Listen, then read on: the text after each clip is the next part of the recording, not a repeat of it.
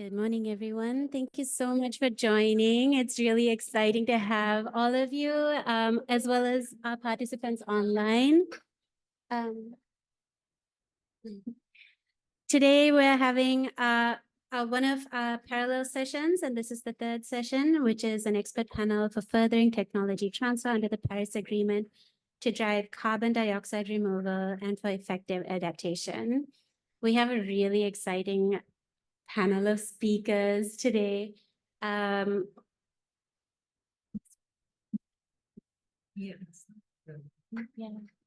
I'll just introduce you. Yeah, this works. Do you want to have this? No, this is working fine. Yeah, thank you. We had one speaker, Professor Burns, who we hope will be able to join us. It's been a lot of traffic on the roads today. Who is a co-executive director at the Institute for Carbon Removal Law and Policy at American University, and where he leads interdisciplinary research and outreach on the legal, ethical, and social implications of carbon removal technologies. He researches various aspects of environmental law and policy with a focus on climate change, biodiversity, and energy. His mission is to advance the understanding and governance of carbon removal as a key component of addressing the climate crisis and to foster dialogue and collaboration among diverse stakeholders. Professor Burns is joining us online today, luckily. So we'll pass it to him online. We'll also have Ayesha Khan joining us online. She's the Senior Director and Head of Inclusive Citizenship at Friendship. She was a practicing barrister before joining Friendship, and she has authored and compiled legal manuals, which has also been integrated into the syllabus and curriculum that's now used by the government of Bangladesh. She was the vice chairman of a charity, I'm sorry if I butchered this, but Okorgin, and she is also a member of Right to Information Forum and Right to Information Commission in Bangladesh. She will join us online. We also have the amazing Runa Khan here. Runa Khan is an Assoc fellow and a Schwab Foundation social entrepreneur and is the founder and executive director of Friendship in Bangladesh. Friendship now serves 4.2 million lives a year, providing integrated services in health education, sustainable economic development, and disaster management, as a number of other sectors as well. She's a member of Global Dignity and country chair of Global Dignity Bangladesh. And this also operates from Friendship also operates from 4 European countries, fundraising and building relationships for Friendship in Bangladesh. And then, of course, we have the wonderful Princess Esmeralda, who, after studying law, has had a very illustrious career in activism, including working for human rights, sustainable development, environmental conservation, and a number of other areas as well. She's actively engaged in these sectors. She's the president of the King Leopold Fund for Nature Exploration and Conservation. She's also the honorary president of Delphus, patron of Princess Lillian Cardiology Foundation, and a member of the board of Virugan Belgium Foundation. She has been a global advocate for many years for the rights of Indigenous people and has participated in several campaigns to raise awareness of their cause. So with this fantastic panel with us, I'd like to pass it to Antonieta Nestor, who is a wonderful colleague at the University of Cambridge, to give us some opening remarks. Thank you very much, Eliel, and thank you very much, everybody. Good morning, good afternoon, good evening, no matter where you are in the world. Thank you very much for joining us online or in person. And I'm delighted to welcome you to this session, the role of technology transfer under the Paris Agreement in driving carbon dioxide removal and effective adaptation as part of the Climate Law and Governance Day 2023. And thank you to our wonderful host, University of Middlesex Dubai, and all the volunteers who have helped shape up this day. And thank you to our wonderful chairs, Professor Tracy Hester online and Hoole in person. Now, Article 10 of the Paris Agreement calls for a long-term vision to facilitate effective technology transfers and development for the implementation of mitigation and adaptation approaches. Now, Article 10.1 indicates explicitly that the importance of fully realizing technology development in order to improve resilience to climate change and to reduce greenhouse gas emissions. It also indicates that it shall strengthen cooperative action, and also under article under point 5, accelerating, encouraging, and enabling innovation is critical for an effective long-term global response to climate change and promoting economic growth and sustainable development. Now, the article also calls for a mechanism, a financial mechanism for the convention, and also for collaborative approaches to research and development and facilitating access to technology, in particular for early stages of the technology cycle to developing countries. Now, within this context, also Article 6.4 indicates that the establishment of a technology mechanism should take place, and in importance to promote the mitigation of greenhouse gas emissions while fostering sustainable development, and to incentivize and facilitate participation in the mitigation of greenhouse gas emissions, to contribute to the reduction of emissions levels, and to deliver an overall mitigation in global emissions.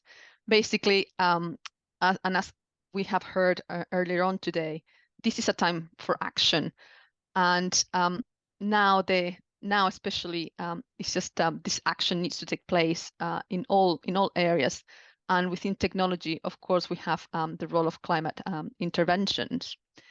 Now, the role of this panel is to examine the potential role of Article 10's technology provisions in conjunction with some of the provisions of Article 6 to foster deployment of sustainable carbon dioxide removal approaches in developing countries. It will also examine the role of technology transfer in building resilience and effective adaptation responses with a focus on adaptation programs in Bangladesh. We're very grateful to this panel, and especially to Princess Esmeralda of Belgium, Professors Will Byrne, Ayesha Tahsin Khan, Ms. Runa Khan, and Professor Tracy Hester for being here today. So I will give the floor now back to Elil, who will continue the proceedings. Thank you. Thank you so much, Antoinette. It's super exciting to hear your opening remarks for this. I'd like now to pass the forum to Professor Burns, who's joining us online. All right. Thank you very much, and thank you to all the organizers of the event. Antoinette, could you allow me to share my slides? I just have a couple of them. Yes, I have asked for a request, so let me see if we were able to gain access or not. Is anybody who's there in person, would you mind double checking that Professor Burns can actually have access to sharing his slides, please?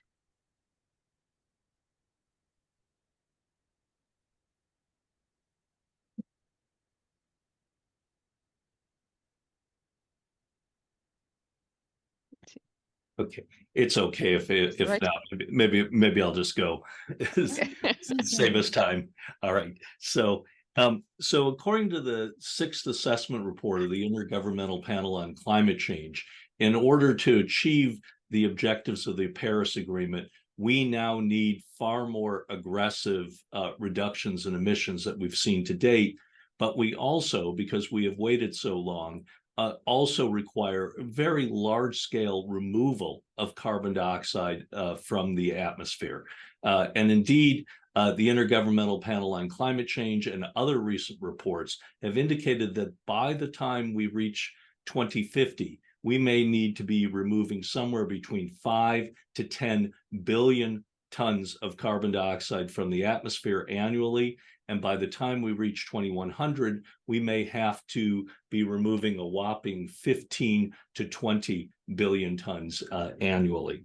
And we're currently utilizing at least one option to remove carbon dioxide from the atmosphere, which is afforestation. And that's removing approximately 2 billion tons a year. And it's been estimated that under some circumstances, we might be able to double that in the long term. Moreover, there's a number of nascent technologies that are being looked at to help us to achieve these much larger goals. These include other so-called nature-based approaches, such as enhancing soil sequestration through techniques such as no-till agriculture, as well as an approach called biochar, in which forest residues, crop residues, and dedicated crops could be essentially burned in a low oxygen environment to produce a charcoal that when spread on crops could sequester carbon dioxide for as much as 1,000 years, as opposed to the release that we would anticipate from these residues otherwise of a few years. Now, I would suggest that developing countries could play a substantial role in carbon dioxide removal scaling over the course of this century and beyond. And not only would this contribute to helping to combat climate change, but it also could provide substantial financial and other co-benefits to developing countries in the longer term. However, this may prove challenging, at least in the short term, in terms of very large capital outlays, as well as development of expertise in early stages. And one of the things that I would suggest is that the Article 6.4 mechanism that was referred to by Dr. Nestor could play a substantial role. Article 6.4 provides a mechanism by which a company in one country can reduce emissions in that country and have those reductions credited so it can sell them to another company in another country. And this 6.4 mechanism might permit substantial amounts of capital to be infused into these projects, as well as technological expertise. And this could be coupled with the Article 10 technological transfer mechanisms that Professor Nestor also talked about. And I think a number of these approaches that we've talked about in terms of carbon removal could prove propitious under Article 6.4 in developing countries. For example, afforestation. Recent studies have indicated that approximately 2/3 of all of the potential increases of afforestation could occur by expanding tree planting programs in developing countries. If this is done correctly, which I'll discuss a little bit more below, such projects could also produce substantial revenue for local communities as well as ecosystem benefits. According to recent estimates, including those cited by the Article 6.4 supervisory body itself, biochar has the potential to sequester as much as 3 to 4 billion tons of carbon dioxide annually. And recent analyses have indicated that developing countries could play a major role in this sector, including through the deployment of small modular pyrolysis units on farms. Moreover, biochar has the potential to substantially increase crop yields and promote soil health, which could be critical in many developing countries facing substantial soil degradation in recent years. At the same time, deployment of CDR under Article 6.4 must be done carefully, and lest it exacerbate injustices and environmental degradation in developing countries. For example, in the context of forest projects, the RED program has been beset by instances of green grabbing, in which indigenous peoples and other vulnerable peoples have been expelled from land that they relied upon for subsistence by elites both in the global north and the global south that have sought profit from carbon credits. Many of these projects have also opted for monocultural tree plantings, which can undermine biodiversity. Also, there's a very real threat that areas such as savannas and prairie grasslands may be converted to tree planting programs, obliterating areas high in biodiversity and releasing large amounts of carbon that might take many decades to recover. It's critical, thus, in terms of any expansion of tree planting programs, that we utilize safeguards such as due diligence requirements for corporations that require protection of human rights and meaningful free, prior, and informed consent protocols. Moreover, in the context of biochar, it's important to ensure that biochar benefits specific agricultural areas, as the science indicates that there are areas in which the application of biochar can actually decrease crop yields. And thus there's a need for much more granular scientific analysis before these kind of projects would proceed.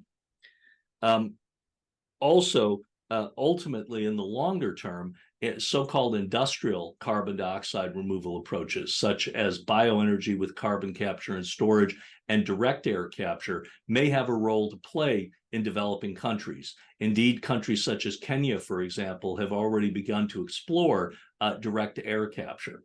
However, there's a tension here because the Article 6.4 supervisory body has indicated that while nature-based solutions could prove sustainable, industrial solutions cannot. I would argue that that may not be true in the longer term, and some of the biggest benefits in terms of carbon removal ultimately may flow from some of these industrial approaches. However, this is something that will have to be worked out on the ground, and hopefully there'll be a number of pilot projects that will help us to test some of these theses. But I think given how critical carbon removal is, and given the potential benefits in developing countries for working on these projects, collaboration between the global North and the global South under Article 6.4 and transference of necessary technology under Article 10 is a critical consideration. Thank you very much.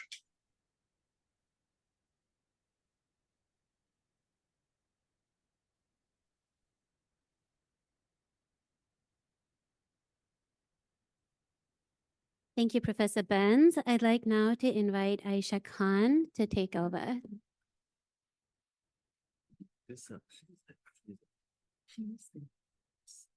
Thank you very much.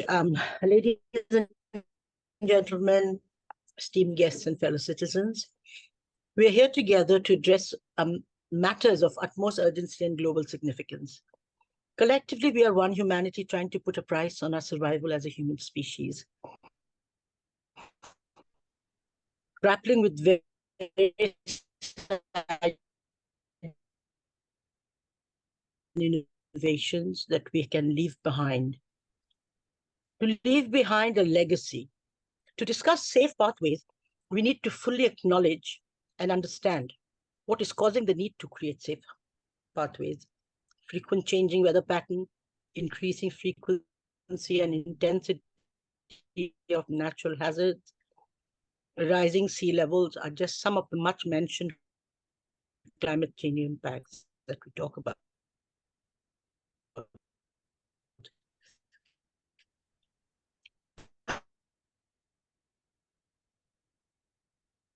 I've been in Cebu, Philippines, since by assigning a monetary value on carbon, we not only discourage excessive emissions, but also encourage the adaptation of cleaner practices and technology.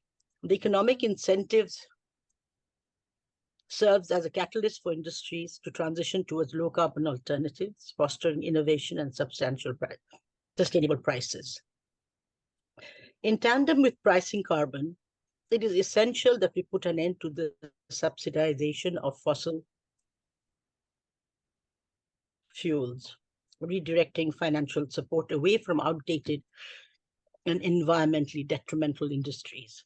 Subsidies should be given to those industries that, due to their development in the context of GDP being relatively low, would benefit both in their own output and damage the environment far less than if they would continue using old infrastructure.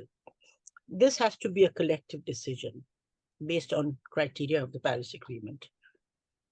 To fortify our communities against the impacts of climate change, we must prioritize the construction of low carbon resilient cities, integrating sustainable practices into urban planning, such as green infrastructure, green efficient buildings, and sustainable transportation. This will create cities that not only reduce their carbon footprint, but also thrive in the face of environmental changes. Implementing climate smart agriculture practices and nurturing forest landscapes are integral components of our broader strategy. Sustainable farming techniques not only enhance resilience to changing weather patterns, but also contribute to carbon sequestration. Forest conservation and restoration efforts play a crucial role in preserving biodiversity and mitigating the impacts of climate change. We must invest in robust early warning systems. By developing and implementing these systems, we empower communities with timely information about impending climate-related events, enabling them to respond effectively to emergencies. Furthermore, community-based training programs for disaster preparedness are essential. Ecosystem restoration and conservation initiatives should be vital components of our strategy. Reforestation, sustainable land management, and the conservation of ecosystems not only mitigate climate change impacts, but also provide natural buffers against disasters. The creation of protected areas is an investment in preserving biodiversity for generations to come. In our pursuit of safe pathways, inclusivity and participation are non-negotiable.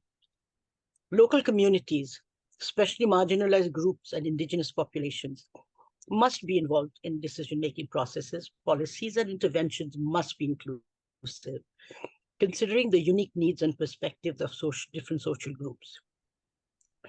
Today, I also address the concept of climate intervention law. However, with such intervention comes the responsibility to ensure ethical and transparent, equitable practices. It is a global challenge that demands a united response. We call for the establishment of international agreements and treaties that set clear guidelines for the research, development, and deployment of climate intervention technologies. These agreements should be binding, with robust mechanism for monitoring and reporting. As we embark on this journey of climate intervention, we must weave ethics into the fabric of our endeavor. Considerations of unintended consequences, potential harm to ecosystems, and intergenerational equity must guide our action. Our principles should prioritize the well-being of current and future generations and the protection of biodiversity. Our approach must be rooted through risk assessment and governance. Carbon capture and storage emerges as another promising frontier. Research in this domain opens avenues to capture and store carbon emissions from industry and power plants, providing a crucial means to mitigate the impact of greenhouse gases. Advancements in CCS technologies can significantly contribute to achieving emission reduction goals. A more speculative family of approach called albedo modification, which seeks to offset climate warming by GHG by increasing the amount of sunlight reflected back to space, is some serious technology advancement.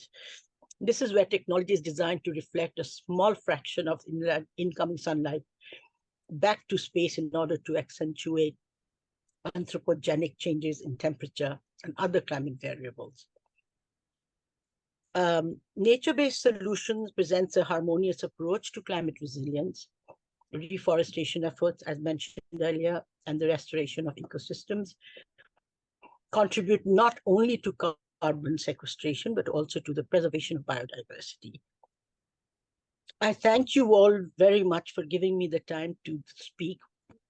There's much more to say, but thank you for the time limit. But however, thank you very much.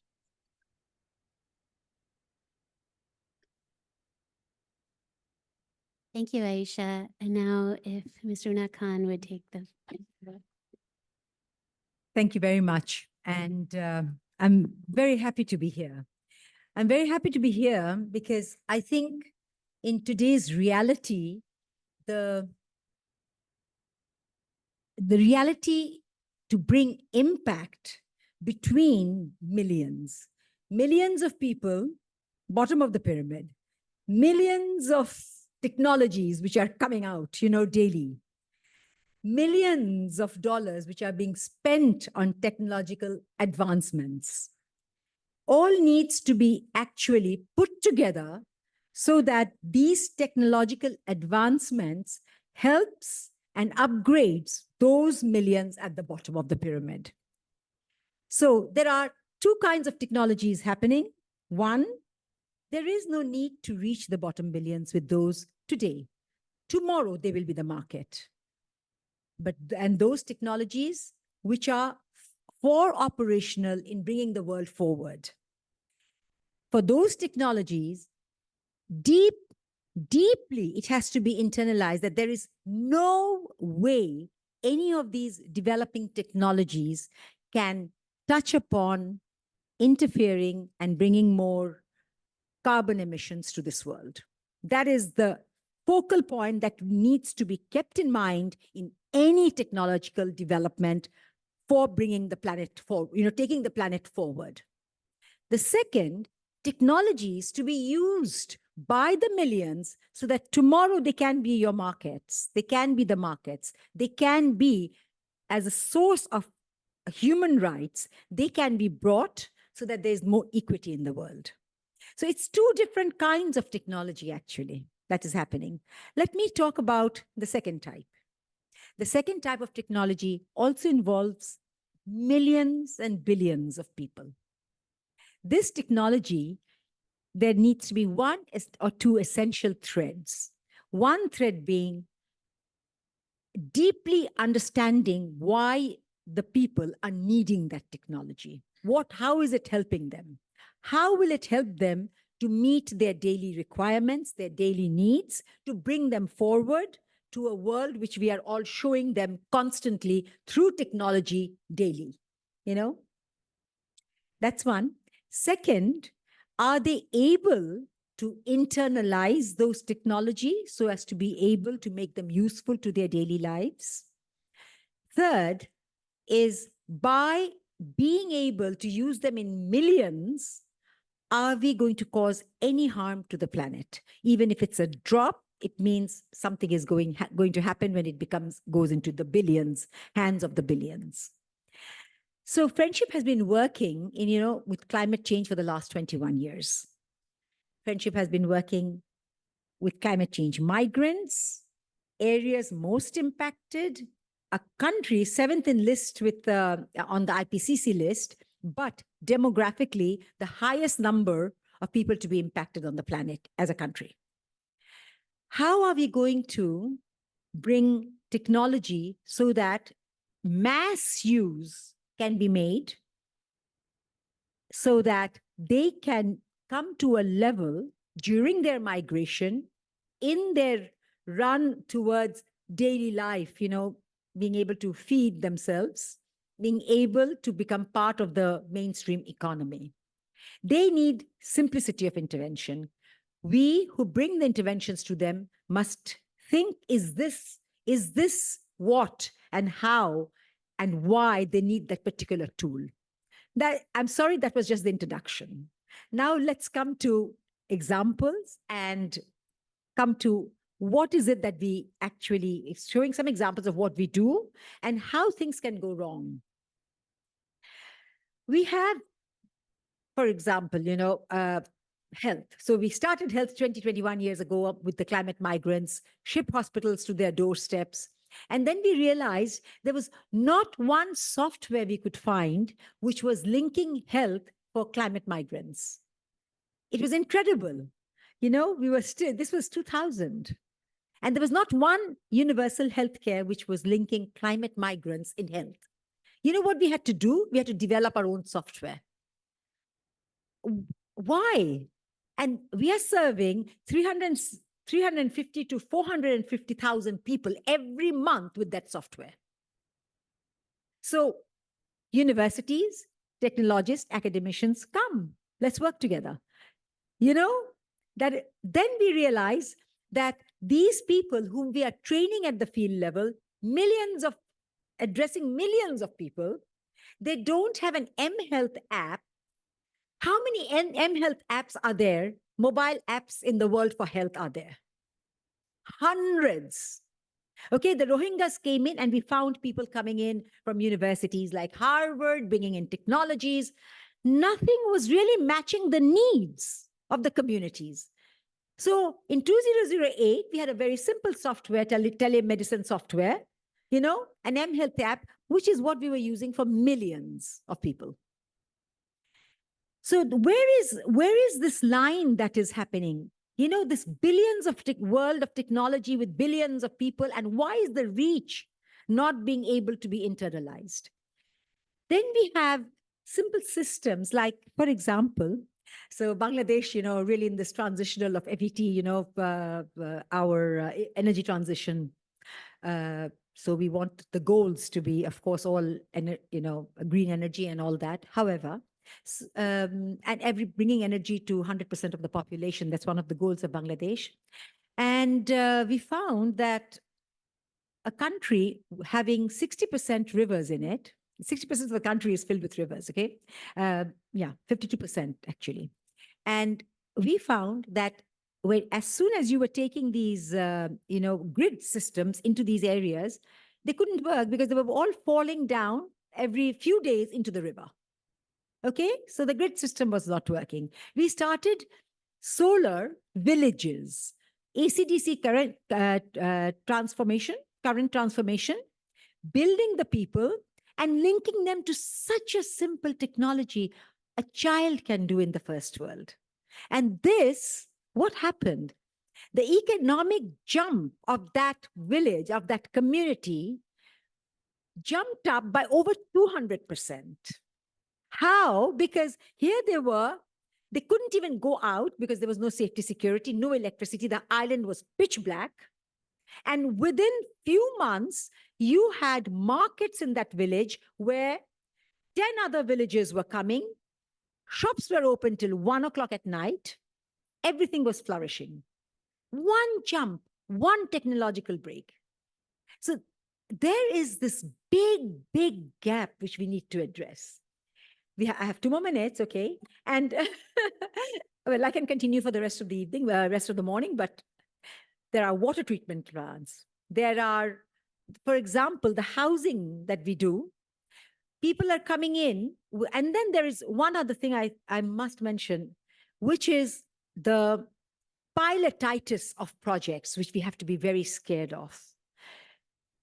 So we have fabulous projects coming in, showing beautiful technologies, technological usage of housing, of this and that. Sexy projects, you know, looks beautiful. You try to do it, within 1 day, the house breaks. Brick houses cannot become a solution for mass. So we have housings which are now taught at the universities in Bangladesh with 1/3 cement, but 2/3 of local soil, 20 days training, 2 months of construction. 270-kilometer wind has already been tried, which is cyclone number 7, with families, with persons with disabilities who can access it, old people who can access it, pregnant mothers can access in the villages themselves. Cyclone resilient housing. Now, so technology and the words which we use, LLA, how can those billions at the bottom work with anything which is not locally led?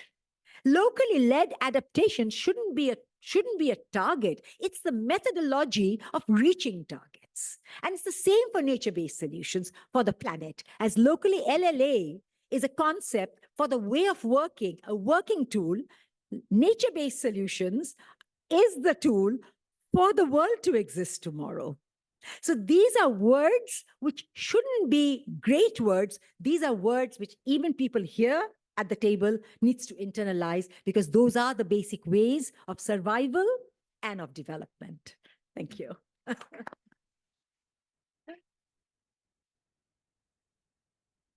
Thank you so much for that very interesting speech. And now if Princess Esmeralda would take over. Well, thank you very much, and hello, everybody. Just a few observations. I think the three important words here are justice, transparency, and collaboration. Justice, because really the climate crisis is a case of injustice. We know that the countries that have participated the less in that situation are suffering the most. So do we want to reproduce this in the solution?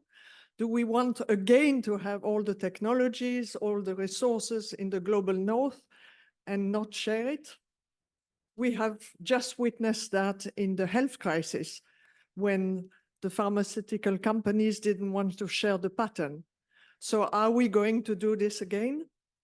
We know that the people who suffer the most, and we heard it through the previous speakers, are a community of the Global South, specifically children and women, and then the indigenous people. And they are at the forefront of this crisis. So this is the first point, justice. The second one, which is transparencies, there was a mention before, for example, of the carbon credits. The carbon credits, which are very much controversial for the moment, are something that is completely unbalancing the communities, the local communities and the indigenous communities, creating competition and not providing real result. What is worse is that population are displaced, sometimes also to protect biodiversity, which is not acceptable. So we have to have these transparencies in the solution.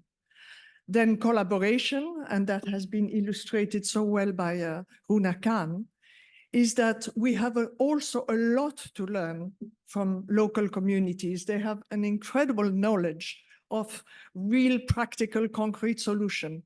And we here in the developed countries, we have all the technologies. So why not share that and do something holistic? Because yes, we are talking about technological carbon capture and all that. But let's be clear, it's not here yet. And we have no time to wait. So we have to have different approach. Local adaptation, listening to people in the field, and not base everything on technology. And maybe the last word is, before talking about that, we have to reduce the emission. And please don't wait for many, many solutions that will maybe work. But the first thing to do is to reduce our emission, to stop subsidizing fossil fuels, which are killing us, killing every inhabitant on the planet. And let's work for people and planet.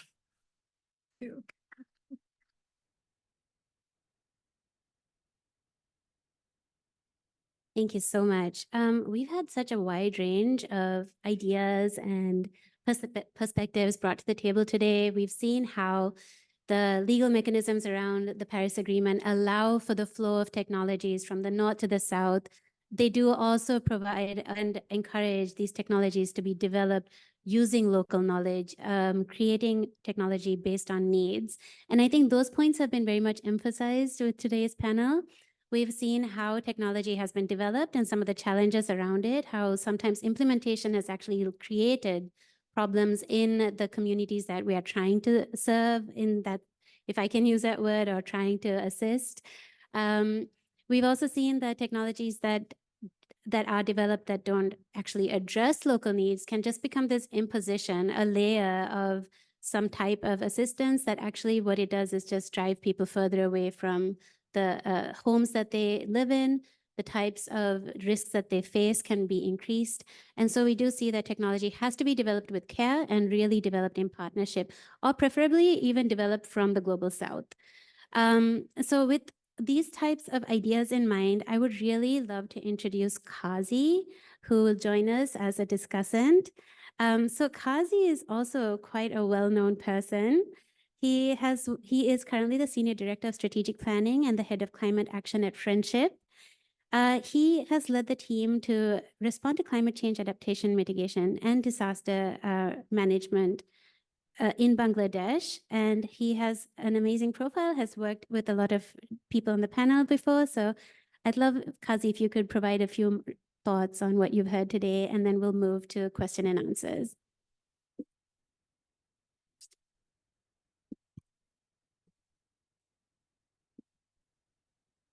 Well, I wanted to be a listener today, but let me give you one single sentence. That is, the whole world, wherever we are, we need food and we need agriculture. In Bangladesh, our working force, 45% are very much agriculture based. And for agriculture, you need irrigation. Government invest more than $900 million to get 1 million fuel, diesel. And it's the data from a couple of years before, now it's several thousand. Think about is this really, if we can convert this little, we can't manage with the coal and fossil fuel, all the big things, big negotiation is 30 years gone. Maybe I don't know how many years we need to wait, but we can shift this little technology, the renewable energy for this irrigation. So it's big money, very silent, very simple, very slow, but big thing. So this is the agriculture, the growing food. And we need to cook food. 30 million family in Bangladesh, they cook food using traditional stove. And this traditional stove caused for internal and external pollution. 50,000 children, young people, and women die every year. Simple sentence, 50,000 die every year. I blame to the pollution. Now it's your challenge to find the relation with the stove, pollution, climate change, technology, everything. Big coal plant we can't stop, I know. But little stove we can convert into the renewable energy or something very different, which can't, cause this damage. 50,000 women and children die every year for pollution. We can't stop food, we can't stop cook. At least forget about big thing, at least give concentration, give support. And innovation or the invention of a technology, you can't hold it, should not be belong to a country. It should be belong to a planet. The scientists should not be belong to a country, should be the planet. COVID gave us a big lesson. The political border can't stop you, can't save you. So be open, realize from this 1 year before, the whole world had to face the situation. I'm sure we should not invite a new situation like this. Now is the time for realization. Thank you.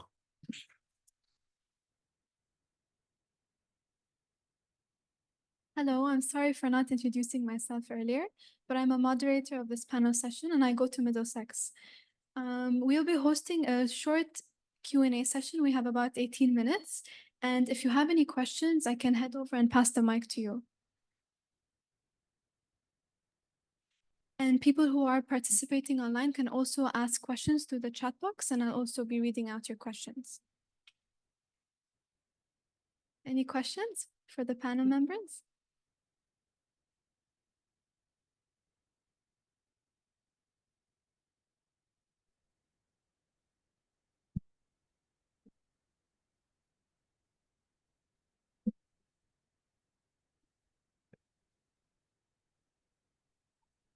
Hi, I'm Denise Fernandez from the University of Colorado Boulder, and my question is actually for William Burns. I hope they'll be able to hear. Okay, great. So I work in areas where you have, massive solar farms or parks, as they are called, and what we are actually seeing in those areas or even nearby areas where there's coal mining, you have nascent technologies like carbon capture or even green hydrogen in place, or even the solar farms, which are actually going in to extract more oil and gas. So is nascent technologies now becoming an excuse for the oil and gas industry or even the coal industry to kind of extract further without, seeing, or bringing down carbon emissions? So, William, if you can actually comment on this. Yeah, it's a real dilemma, right? In my opinion, right, there's no denying the science, right? The Intergovernmental Panel on Climate Change says, we have to have large scale carbon removal. At the same time, there's a threat that large scale carbon removal, as you suggest, could be a fig leaf that would allow the fossil fuel industry to continue to spew greenhouse gas emissions and defeat the purpose, right? We call this a moral hazard, and it's something that needs to be addressed. There's efforts to do it. For example, the European Union is developing carbon removal standards that require that industry essentially reduce its emissions by 90% before it even looks at efforts to utilize carbon dioxide removal.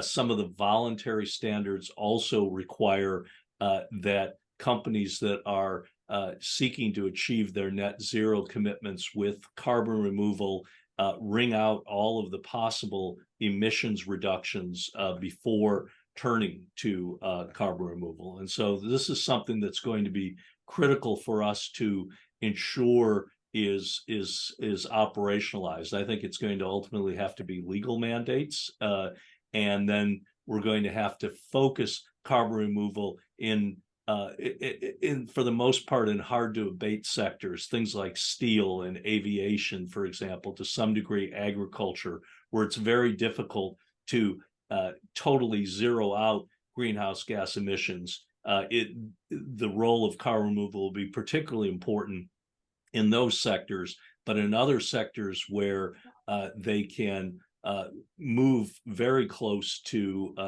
zero emissions through other approaches, that's what we should be trying to mandate. But it's definitely a concern. Thank you so much, Professor William. Any other questions I can take?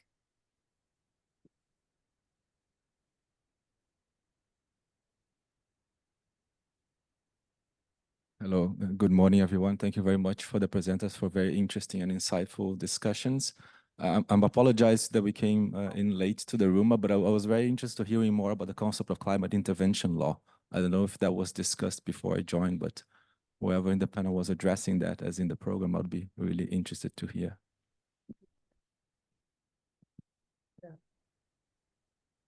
Well, the climate intervention law really, from my research, I could not find it to be one particular law, but it's really a body of actions and activities that is expected out of the, for implementing the Paris Agreement. But I do think at some point it's going to become law. And so if this answers your questions, that, you basically have to follow certain actions and interventions which falls within like a framework. So I hope that answers your question, but it's not a particular law per se. Yeah. If somebody else could add something to it. I hesitate to jump in front of Will, who's one of the world's leading experts on the developing field of climate intervention law. I will say that a couple of quick thoughts. There are some developments that are trying to extrapolate existing international legal frameworks to extend to different kinds of climate intervention. It just depends what kinds we're talking about. So if we're dealing with, for example, seeding the oceans with iron to try and spur phytoplankton blooms to draw CO2 out of the atmosphere, or to adjust alkalinity in the oceans, the law of the sea obviously provides a ready-made basis for regulation. But if we're talking about something totally different, which would be the stratospheric aerosol injection or other types of solar radiation management on that scale, we really have some gaps in the existing framework. which Will's actually done some interesting work on whether human rights law might help fill some of those gaps. So this is a response to the question, as not is. I have to resist the urge to sort of keep talking for another 20 minutes or so. It's a fascinating area. There's a lot happening, and the technology transfer aspects, particularly for things like acceleration management that are going to affect nations across borders, we're just now starting to build that infrastructure. Thank you so much. Any other questions?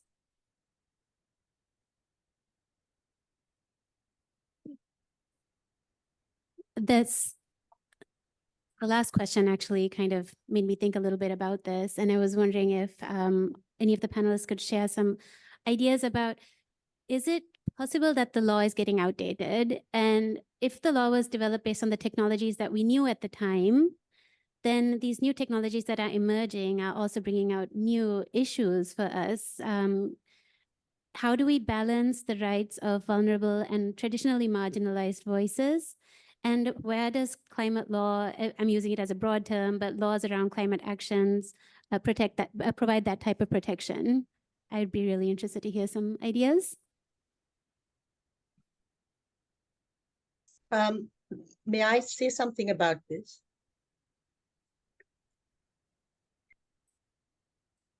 Put my hand up. Where the heck? Raise hand.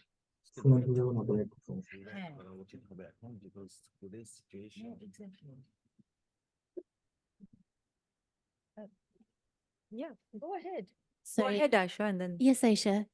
Yes, I sincerely think that what friendship is doing, like, you know, we bring people, students, we brought students to COP. I think we brought them to the COP here.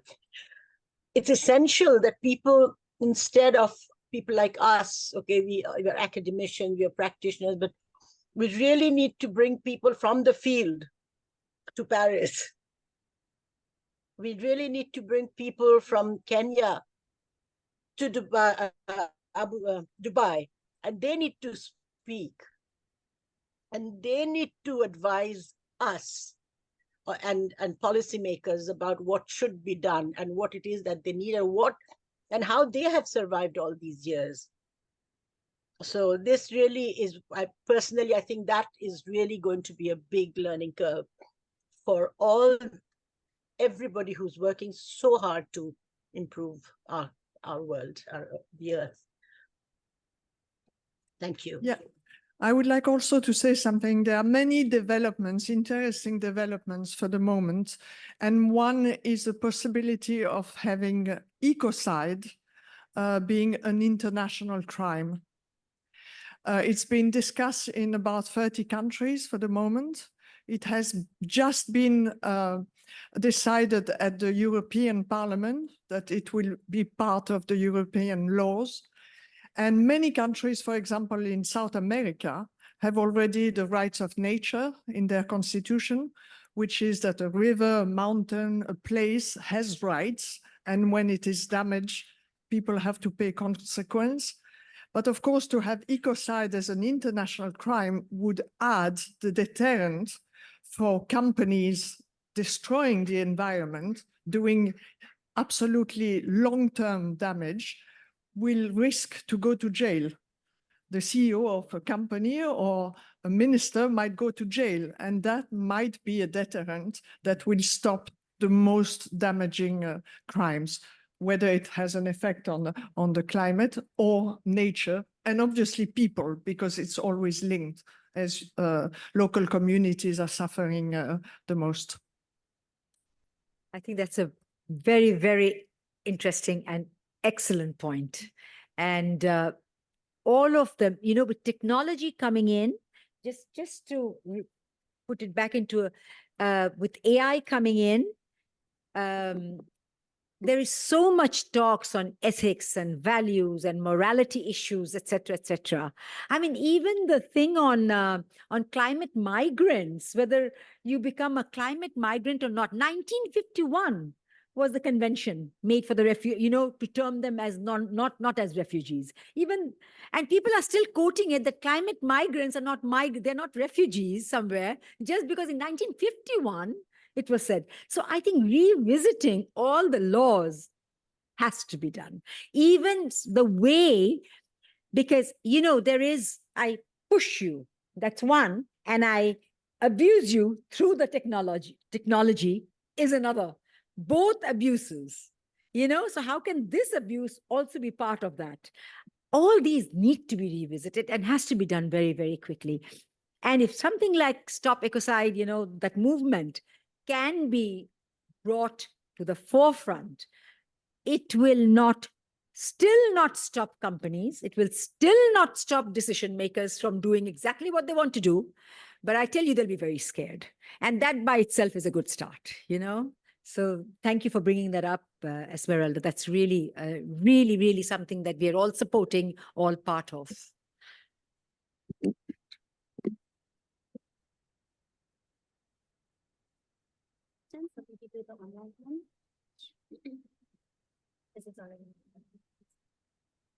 We have a question online from Mr. Abu Bakr Siddiq, which is asking, to what extent does electric vehicle company be transferred in the developing country, considering IP rights of the large companies like Tesla or Ford?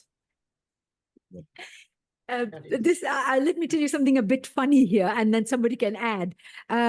We are in Bangladesh in contention with Tesla. You know why? We have far more electrical vehicles than Tesla has ever sold. Seriously, all our small little vans in the villages, all our rickshaws, all these, one village to another village communication, all are being done by electric carts. So, that's really wonderful. Tesla sold almost 400,000 vehicles across the world, and Bangladesh itself has a 400,000 plus. That's so good. I really It's love it. not really to be, it's not to be this issue of complacent, but it's the issue of really look back the whole technology and look back the whole renewable energy world. So it's fine to share, but it's not really the discrimination and the the whole sharing of the resources. And yes, Tesla vehicle is nice to share and publish it and find it, but afford it is not really easy. So we need to look for affordable solution. It's not really brand making solution. I love that. One more maybe. Okay, as long as it's really short, because the next session starts in 4 minutes. So-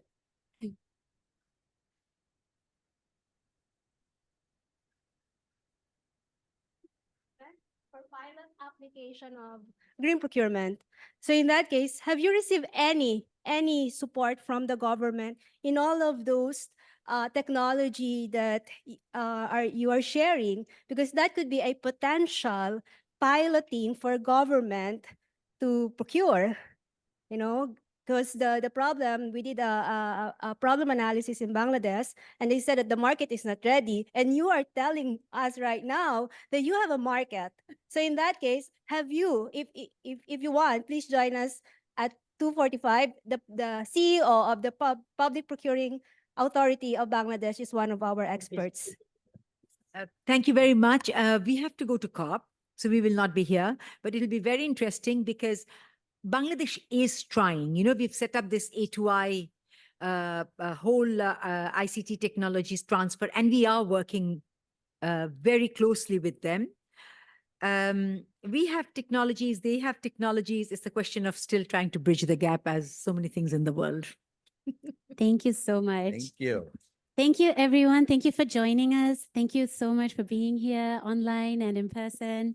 If you are interested, the next session that starts at 11:40 is a leadership panel on developing education and capacity for climate law and policy, European and global trends. And so that'll be starting in a few minutes if you want to stick around. Thank you once again and hope you have a great day.